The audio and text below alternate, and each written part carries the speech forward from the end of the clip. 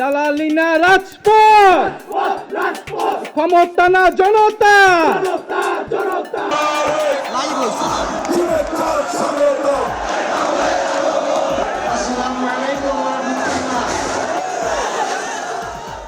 নির্বাচন মানেই হিসাব নিকাশ, কিন্তু এই হিসাবের বাইরেও একদল ভোটার থাকেন যারা কোনো নির্দিষ্ট দলের স্থায়ী ভোট ব্যাংক নন। শেষ মুহূর্তে তাদের একটি সিদ্ধান্তই বদলে দিতে পারে পুরো নির্বাচনের ফলাফল। রাষ্ট্রবিজ্ঞানের ভাষায় এদের বলা হয় swing voter.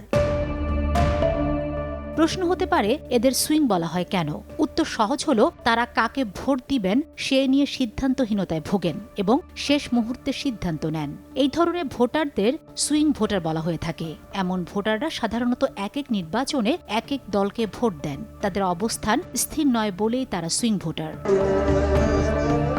Rainbow allrounder exterior পে বাড়ির বাহিরের দেয়ালের সুরক্ষা নিয়ে থাকুন নিশ্চিন্ত, সাথে পাচ্ছেন 10 বছরের ওয়ারেন্টি।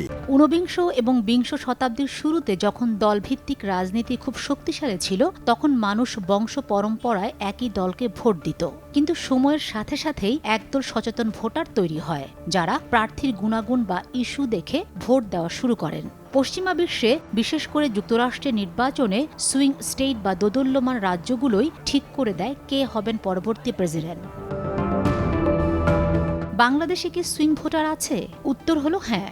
বাংলাদেশের প্রেক্ষাপটে 2001 এবং 2008 সালে নির্বাচনের দিকে তাকালে এর প্রমাণ পাওয়া যায়। 2001 সালে প্রধান দুই জোটের ভোটের পার্থক্য ছিল মাত্র 1% কম, অথচ 2008 সালে আওয়ামী লীগ একাই পায় 48% ভোট। অর্থাৎ এই বড় একটা অংশ ছিল সুইং ভোটার, যারা ইস্যু ভেদে তাদের মত পরিবর্তন করেছেন।